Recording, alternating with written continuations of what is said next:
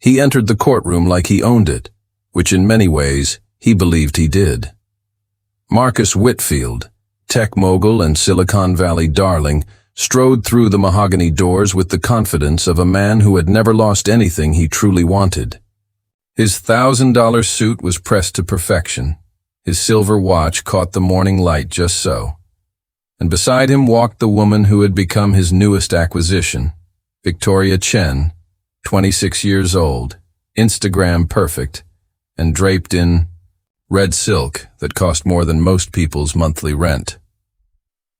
But across the courtroom aisle sat someone Marcus had apparently forgotten how to see, the woman who had given him everything. Elena Whitfield sat quietly, her hands folded in her lap, wearing a simple navy dress and the kind of composure that comes not from confidence, but from knowing something no one else in the room knew yet. Tucked inside a manila envelope on the judge's desk was a truth that would shatter more than just a marriage. It would demolish an empire built on lies, and when that truth was finally spoken aloud, Marcus Whitfield would discover that some victories cost everything you think you've already won. The media had dubbed it the divorce of the decade. Tech. Billionaire Marcus Whitfield, founder of Apex Data Systems, had publicly accused his wife of 15 years of infidelity.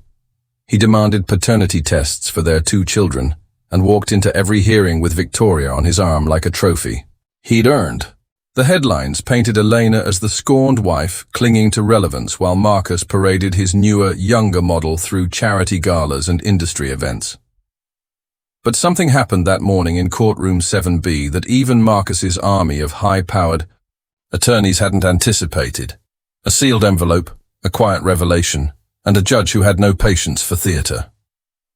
What could make a man so powerful, so rehearsed in the art of winning, suddenly freeze in place like a deer caught in headlights? What kind of truth could make an entire courtroom fall silent in seconds? And why did Elena Whitfield, the woman everyone assumed was broken, suddenly seem more dangerous than the man who had built a billion-dollar empire from nothing but code and calculation? Those who witnessed what unfolded that day would later say the air itself seemed to shift the moment Elena's name was called to testify. But no one, not even her closest friends, knew what she had brought with her that morning, or what it would ultimately cost the man who had once promised to love her forever. Marcus Whitfield hadn't been born into privilege. He'd grown up in a cramped apartment in Denver, the son of a night shift nurse and a mechanic who spent more time under car hoods than at the dinner table. But even as an awkward teenager with thick glasses and social anxiety, Marcus possessed something that would later make him millions, an unshakable belief that the world owed him everything he could take from it.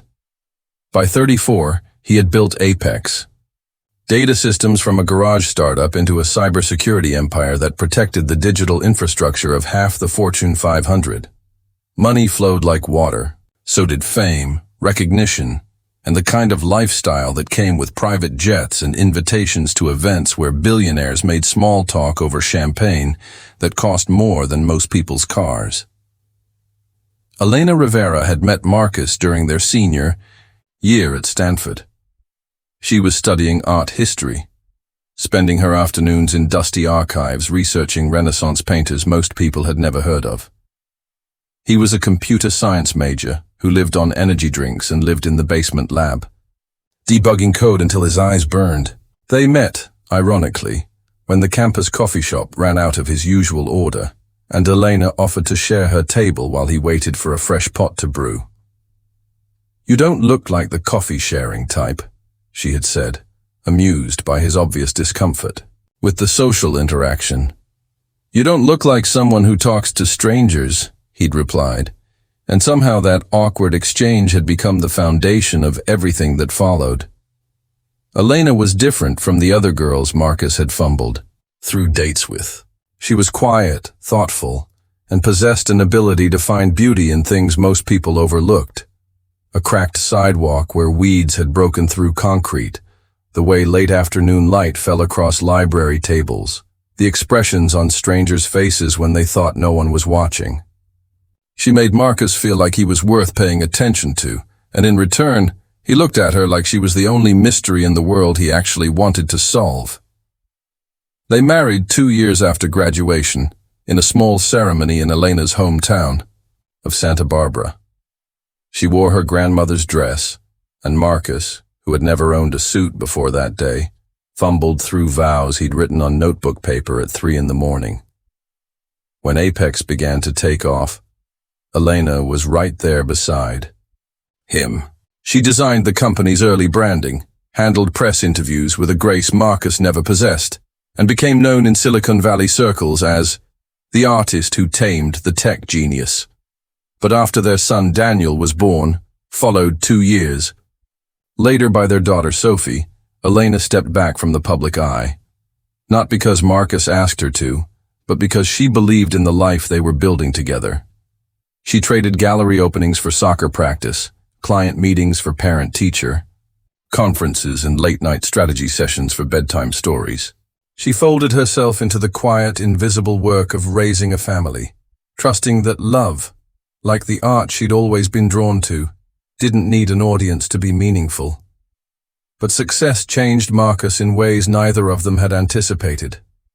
The shy, awkward programmer who had once been grateful just to be noticed transformed into someone who expected to be the most important person in every room. After Apex went public and Marcus's net worth hit 10 digits, something fundamental shifted in their relationship. The man who had once told Elena she was his compass in the chaos began disappearing into boardrooms and exclusive retreats. He hired personal assistants, image consultants, and a PR team whose job was to make sure Marcus Whitfield became a brand as much as a person. Their conversations grew shorter, his compliments more mechanical, and increasingly, Elena felt like she was living with a stranger who happened to share her last name, Victoria. Chen entered their lives during a company retreat in the Maldives, a strategic planning summit that looked more like a luxury vacation for Apex's executive team and their most important clients. Officially, she was a social media coordinator, hired to document the event and boost the company's online presence. Unofficially, she was always within arm's reach of Marcus, capturing his spontaneous moments with professional lighting and carefully curated angles. Victoria was everything. Elena wasn't. Young, ambitious, and obsessed with the kind of influence that came through smartphone screens. Her Instagram read like a catalog of aspirational living, rooftop brunches, private jet selfies, and cryptic captions about rising from ashes and claiming what's yours. She had the kind of beauty that photographs well, and the kind of confidence that comes from never having been truly tested by life. Elena noticed, of course. She noticed the change in Marcus's cologne, the way he angled his phone away from her during dinner, the new password on his laptop. When a friend mentioned seeing Marcus and Victoria sharing an intimate dinner at a restaurant Elena had never been invited to, Elena simply smiled and filed the information away like she was cataloging pieces for an exhibition. She didn't confront him. She didn't rage or throw accusations. Instead, she did something Marcus never expected. She started paying attention with the same methodical precision she had once applied to her art historical research. Every credit card statement, every unexplained absence, every gift that appeared in their home but wasn't meant for her. Elena documented everything with the patience of someone who understood that the most important discoveries often came from the smallest details. The first concrete evidence came in the form of a receipt Elena found in Marcus's jacket pocket. Dinner. For 2 at Le Bernardin in New York on a night he claimed to be in meetings with investors. Then there were the charges to boutiques Elena had never shopped at, luxury hotels in cities where Marcus had no business meetings, and payments to a jewelry store for items that never appeared in Elena's collection. But the final piece of evidence came wrapped in cruelty so deliberate it took Elena's breath away. She found it tucked between the pages of her favorite art book, a handwritten note on Elena's own personal stationery. The message, in Victoria's careful script, read, "Thank you for keeping him comfortable while he waited for me." That night, When Marcus came home and announced he was taking some space to figure things out, Elena simply nodded. She watched him pack a leather duffel bag with the same hands that had once traced the curve of her pregnant belly. She watched him kiss Daniel and Sophie goodnight, telling them, "Daddy's getting his own place for a while, but everything's going to be fine." But everything wasn't fine, because a week later, Elena received a call that changed everything. Marcus hadn't just filed for divorce. Hidden in the legal documents, buried between clauses about asset division and custody arrangements, was something that made Elena's blood run cold. Marcus was demanding paternity tests for both children. His justification, presented through his attorneys with clinical detachment, was that Daniel and Sophie bore no physical resemblance to him. He suggested that Elena's emotional distance and secretive behavior indicated infidelity, and that her refusal to discuss their relationship publicly was evidence of guilt rather than dignity. The media erupted. Headlines painted Elena as the desperate ex-wife whose lies were finally catching up to her, while Marcus and Victoria made appearances at high-profile events like a couple celebrating their freedom. Talk show hosts debated whether Elena was a master manipulator or simply a woman destroyed by her husband's success. Elena said nothing.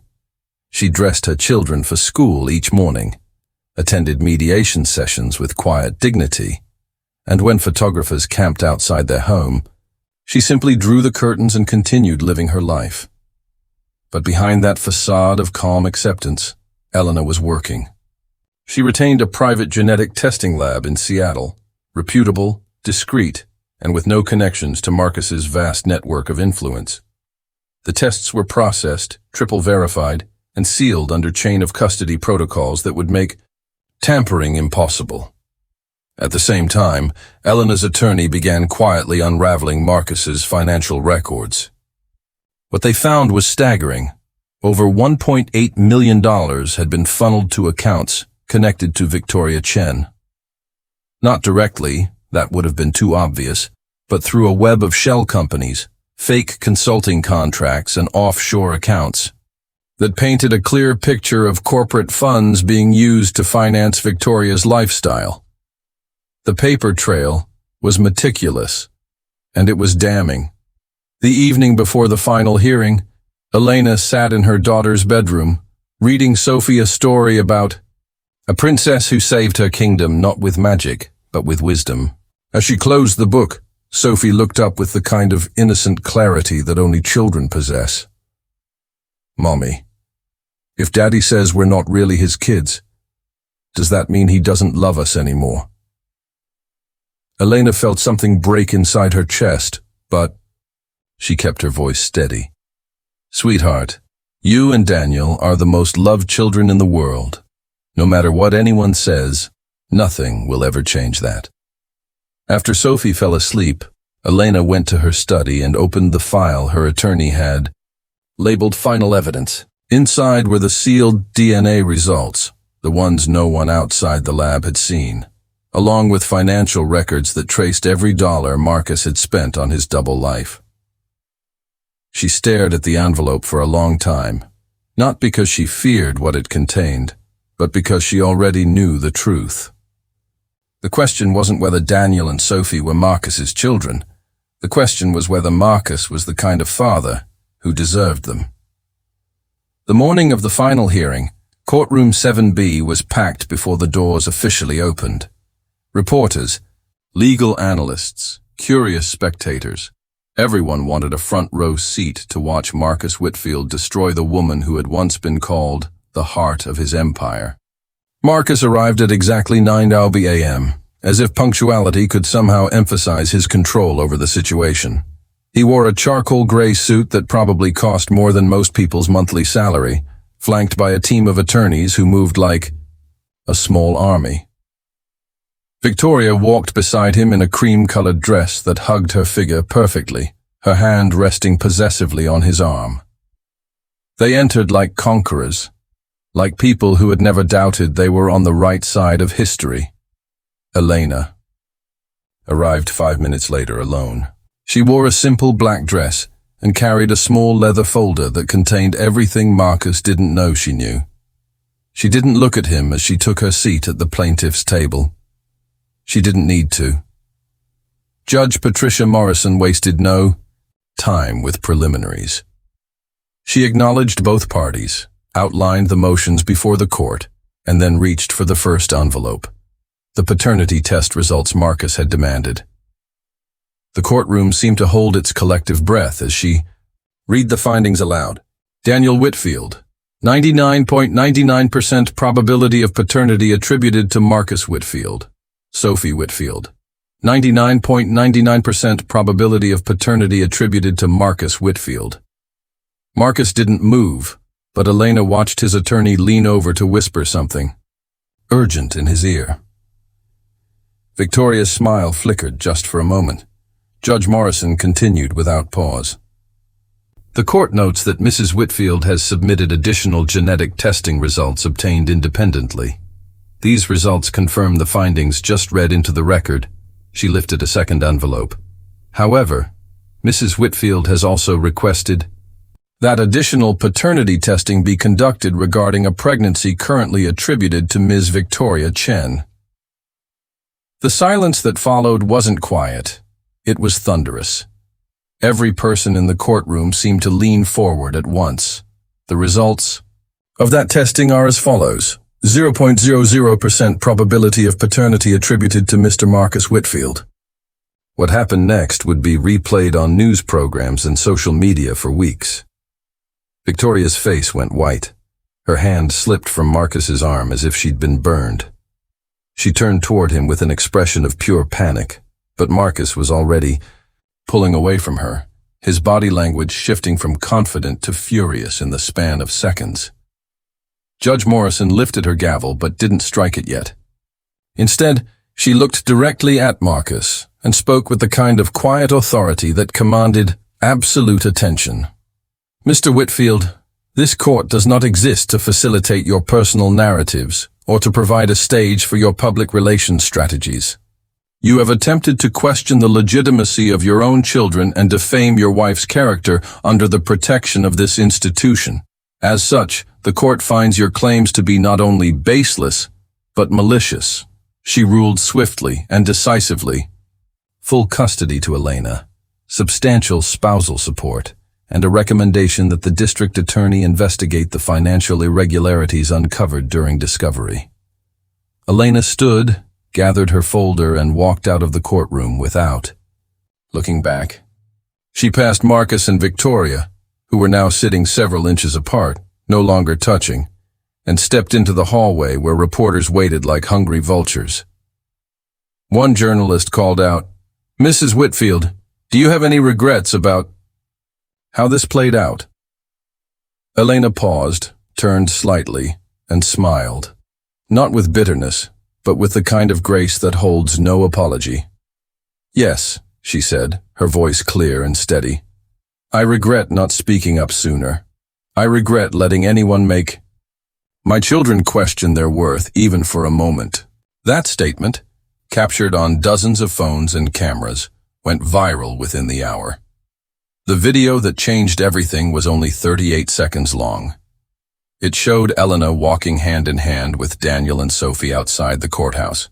No security detail, no entourage, just a mother and her children moving forward with quiet dignity. Marcus's fall from grace was swift and spectacular. Within weeks, Apex's board of directors issued a statement expressing serious concerns about recent revelations regarding the misuse of corporate funds. Investors began pulling out. Stock prices plummeted. When the Securities and Exchange Commission opened a formal investigation, Marcus was forced to step down as CEO of the company he had built. Victoria Chen disappeared from public view entirely. Her social media accounts went dark, and the few tabloids that bothered to track her movements reported sightings at various wellness retreats and private clinics. But the public had already moved on to newer scandals. Elena, meanwhile, quietly rebuilt her life on her own terms. She sold the Malibu estate with its 12 bedrooms and wine cellar Marcus had never used, donating half the proceeds to legal aid funds for single mothers facing similar battles. She moved back to Santa Barbara, back to the gallery district, where she had once dreamed of changing the world through art.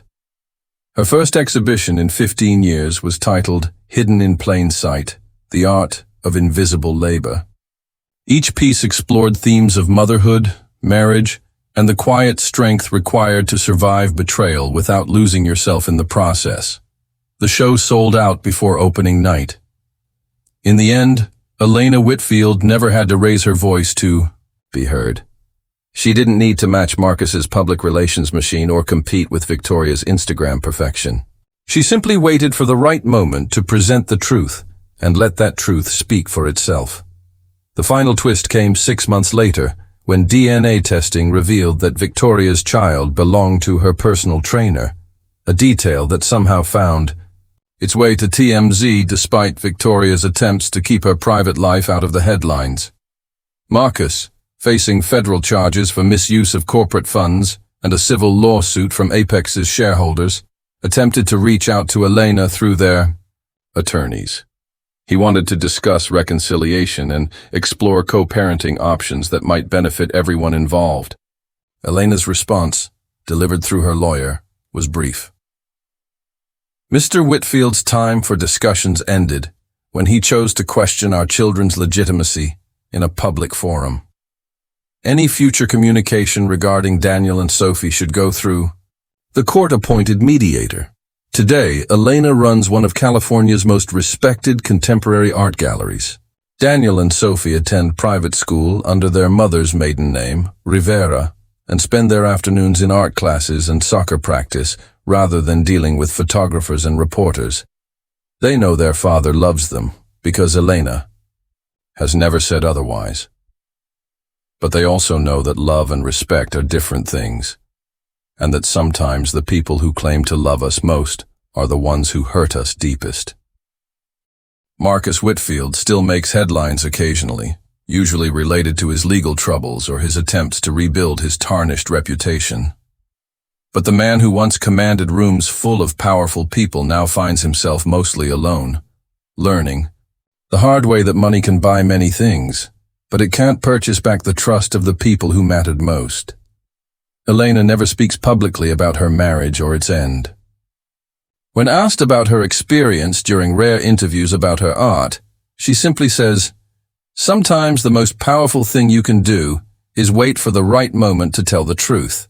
And sometimes the truth is patient enough to wait with you." The envelope that changed everything sits in Elena's safe now, alongside other important documents, birth certificates, passports, school records, and the custody agreement that gave her the right to make decisions about her children's future without input from the man who had tried to erase their past. She keeps it not as a trophy, but as a reminder that silence isn't always weakness, that patience isn't always passivity, and that sometimes the quietest victory is the one that echoes the longest. In a world that often rewards the loudest voice and the biggest spectacle, Elena Whitfield proved that truth doesn't need to shatter lies. It just needs to wait for the right moment to speak.